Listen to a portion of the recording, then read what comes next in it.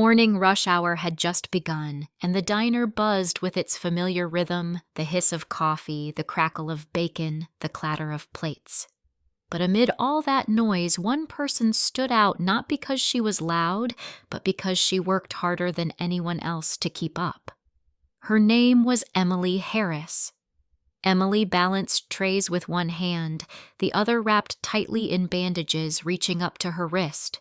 Each step carried a jolt of pain. Each touch made her flinch, yet she smiled.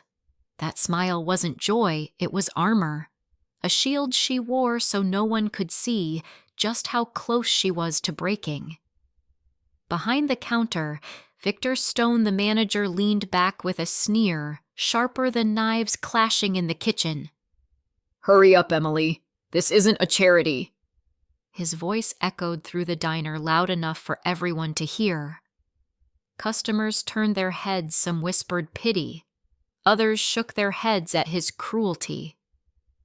At a nearby booth, 2 women in business suits leaned in. Poor girl. She shouldn't even be working with a hand like that. Another sighed. But Victor never lets up. He's always on her. Emily heard it all, the pity, the gossip, the sting of Victor's ridicule. Rent didn't wait. Bills didn't care. Quitting wasn't an option. So she kept moving, aprons stained her good arm aching from carrying the weight of 2.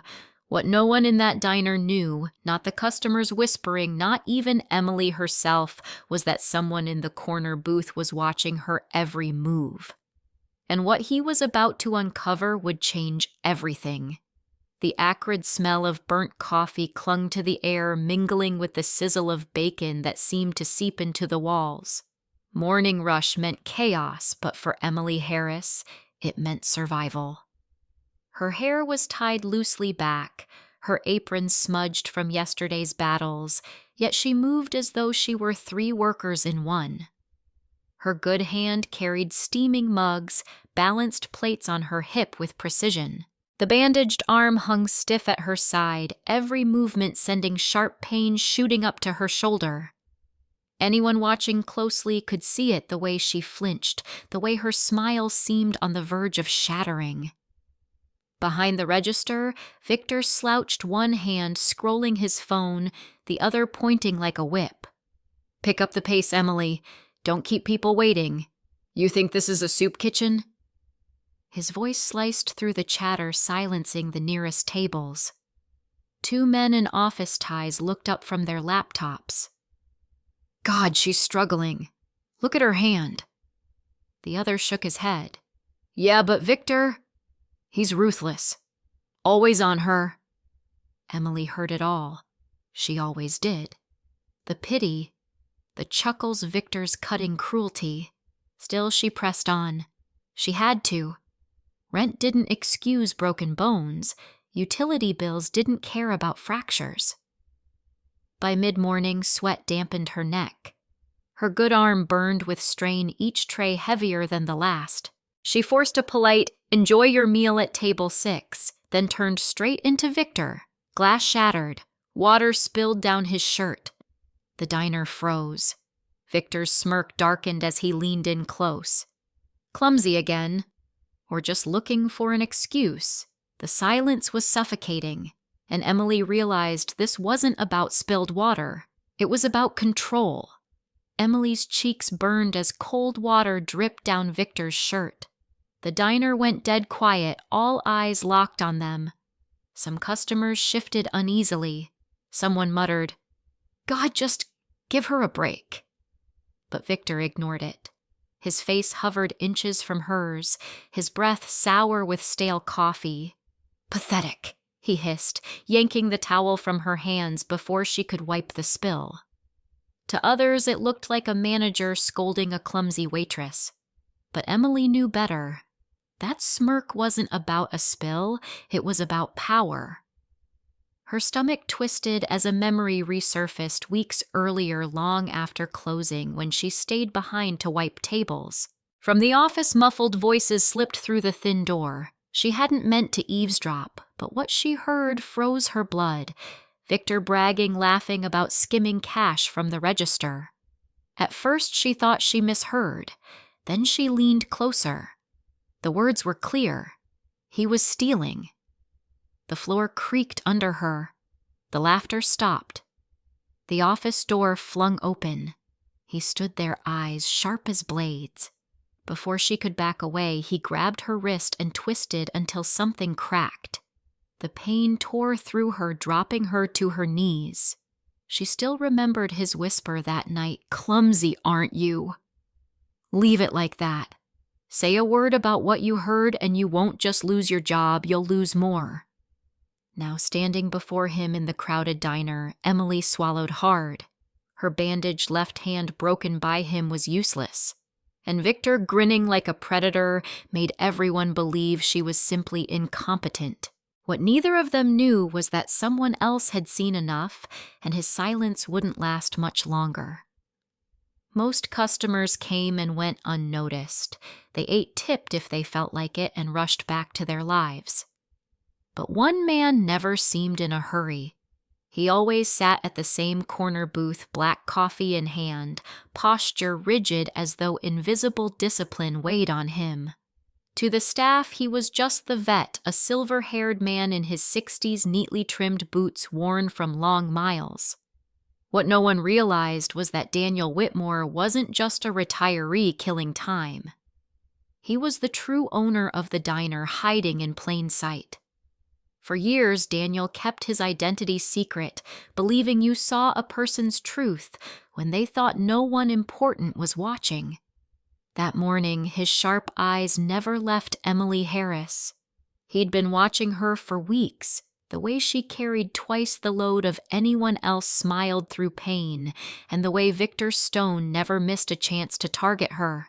But today felt different. Today, her bandaged hand trembled with every tray.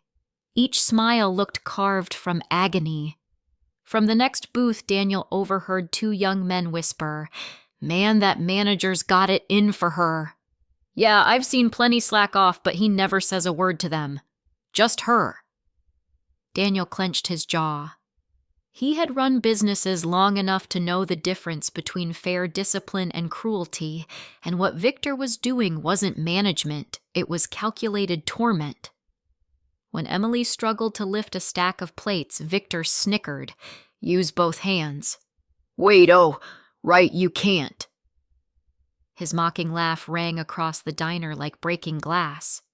Daniel stirred his coffee as though nothing happened, but inside his blood boiled. Something was wrong. And if his instincts were right, the truth hidden in this diner was darker than anyone imagined.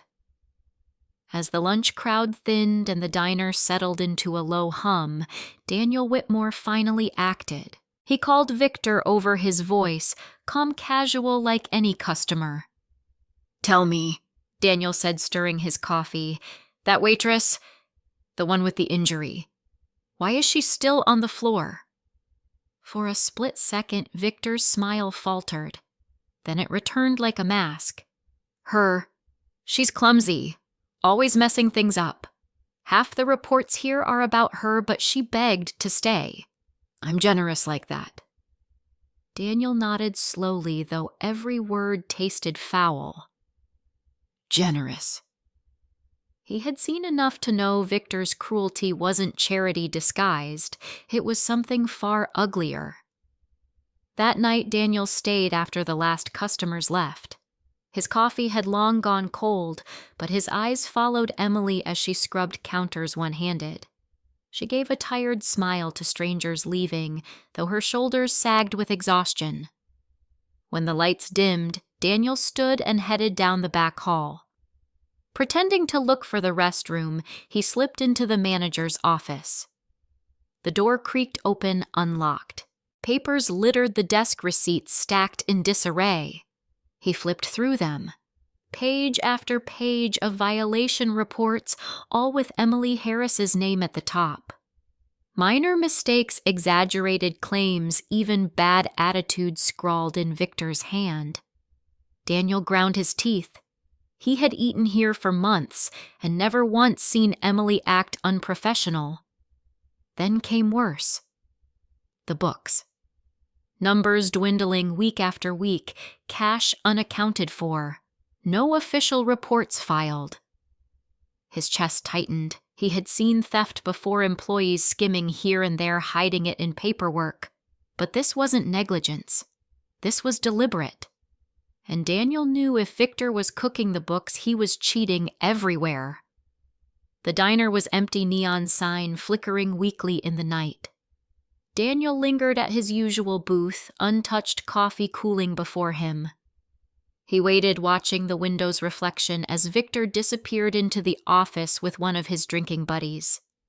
The door didn't close fully. Voices drifted out low at first, then sharper as the men laughed. Another $5,000 easy, Victor boasted smug. They'll never notice. And when they do guess who takes the fall, that waitress. Emily's got the most write-ups. No one will believe her over me. Daniel clenched his fists under the table. He'd suspected theft, but hearing Victor frame Emily so casually was worse than he imagined. Then Victor's tone dropped darker, colder. And if she even thinks about talking, she won't. Not with that hand. Silence. Then his friend muttered, "Man, you're playing with fire." What if she does? Victor chuckled sharp as breaking glass. I broke it enough to remind her who's in charge. One twist and she'll learn quick. She'll stay quiet. Daniel froze in the dark, every breath heavy, every muscle taut. Blood roared in his ears. This wasn't just theft. This was abuse. Cruelty weaponized behind a manager's grin. He thought of Emily's faint smile, her trembling hands balancing plates, the quiet dignity she clung to even under ridicule. Something inside him cracked. For years, Daniel had been content to watch, satisfied with silence. But tonight, the old instincts stirred, the instincts of a soldier who had seen too much injustice to let it stand. Tomorrow the mask would come off. And Victor Stone would regret underestimating Emily Harris and the quiet man in the corner. The next morning, the diner woke to its usual clatter of forks and hiss of coffee pots. To most, it was just another ordinary day, but for Daniel Whitmore, today was a day of reckoning. He pushed open the glass door, same boots, same denim jacket, but his shoulders carried a different weight. He was no longer here as a silent customer. He was here as the owner. Behind the counter, Victor Stone laughed loudly at his own jokes, leaning too close to the waitresses, making them roll their eyes the moment he turned away. When he spotted Daniel, his smirk flickered. You again. Back for eggs? Daniel didn't answer. Instead, he calmly stepped into the center of the diner, set his black coffee down, and tapped a spoon against the cup. The metallic ring cut through the room, freezing conversations, halting forks mid-air. Even Emily stopped in her tracks, eyes wide. "Good morning, everyone," Daniel began, his voice steady, deliberate. I think it's time you all know who I really am. Victor chuckled, sharp and nervous. Old man, what are you doing? Writing a novel or something? Daniel's eyes never wavered. No, Victor. I'm the owner of this diner. Silence fell like a dropped curtain. A fork clinked onto a plate. Emily's mouth fell open in shock. Customers looked from Daniel to Victor, struggling to process the revelation. Victor barked out a laugh, but his face had gone pale. You're kidding. Daniel reached into his jacket and pulled out a folder. He dropped it on the counter, papers spilling across the wood, misconduct reports, falsified ledgers, every fabricated accusation Victor had filed. I've watched long enough, Daniel said, his voice slicing through the silence. I know what you did to her. I know what you stole. And I know what you did to her hand. Gasps rippled through the diner. All eyes locked on Victor, and for the first time his predatory grin vanished. Victor's laugh cracked under the weight of silence. His eyes darted from the papers scattered across the counter to the sea of faces staring at him. This is ridiculous. You can't prove anything. His voice trembled with desperation, but no one looked convinced. Before he could collect himself, the diner door swung open. 2 uniformed officers stepped inside their presence, instantly commanding the room. Conversations died, forks froze, even the sizzle of the griddle seemed to fade. Victor's smugness shattered. He staggered back, a nervous smile twitching. Wait, this isn't... You can't just... The officers moved with quiet efficiency. One read the charges, the other snapped cold steel around his wrists. The clink of handcuffs rang louder than words, echoing like a verdict. Customers gaped. Some leaned forward in their booths, whispering, "I knew he was dirty." Others stared in disbelief as the man who strutted with arrogance for years was let out like a petty criminal. Victor thrashed weakly, voice breaking. "You can't do this. I built this place. She's the problem, not me." He jerked his head toward Emily, one last desperate attempt to drag her down. But the room no longer believed him. Heads shook. Eyes turned away. His words drowned in the heavy silence of disbelief and disdain. Emily stood frozen by the counter, her good hand pressed to her chest. For the first time in months, Victor was no longer looming over her. The weight of his cruelty lifted, replaced by the stunned quiet of justice finally served. As the officers pushed Victor out, whispers filled the air. The sound of chains faded, but the atmosphere lingered lighter, freer, as if smoke had finally cleared after a long fire. And in that moment, everyone understood this wasn't just about stolen money, it was about dignity reclaimed and justice long overdue. The diner remained hushed long after the officers dragged Victor out. His protests fading into the street. For the first time in months, Emily Harris stood without a shadow hovering over her. Her bandaged hand trembled against her chest as she struggled to process what had just happened. Daniel Whitmore turned to her, his expression softening. The stern voice he had used moments earlier now carried a gentler weight. Emily, you've carried this place on your back. While others lied about you, you kept it running. You showed up every day, broken bones and all, and you never quit. Her eyes shimmered tears, threatening but refusing to fall. The room held its breath, waiting. Daniel reached once more into the folder, brushing aside the false reports. From this day forward, you're not just a waitress. You're the new floor supervisor. Gasps swept the diner this time, not from shock, but from joy. Emily blinked, lips parted as if words had abandoned her. A choked sob slipped out as she pressed her trembling, bandaged hand to her mouth. Applause broke out, hesitant at first, then growing echoing against chrome and glass. Strangers smiled at her, not with pity anymore, but with pride. Emily straightened her shoulders. For the first time in years, she didn't feel invisible. She wasn't a clumsy waitress, an easy target, or a victim. She was seen for who she truly was, a woman who refused to break. Across the room, Daniel leaned back in his booth, coffee in hand. But his smile was different now. The diner felt lighter, cleaner. Justice wasn't just spoken, it lived right there in the beating heart of his business. Outside, Victor's shouting faded as the patrol car disappeared into traffic swallowed by city noise. Inside, the diner looked unchanged. The smell of burnt coffee still lingered, the grease-stained walls unchanged. And yet everything felt different. The weight had lifted. Emily Harris now stood taller, shoulders squared, eyes shining with something no one could take away: dignity. Customers smiled at her not with pity, but with respect. For the first time in a long while, she wasn't just surviving, she was seen. From his corner booth, Daniel Whitmore leaned back, steam curling from his untouched black coffee. For years, he had hidden his identity, convinced you only truly saw people when they thought no one important was watching. Today, his gamble had paid off.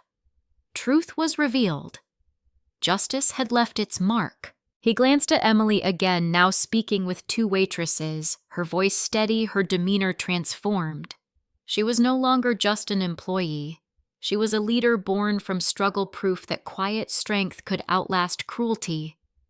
The room settled into a rare silence, the kind that follows a storm when everyone knows they've witnessed something larger than themselves.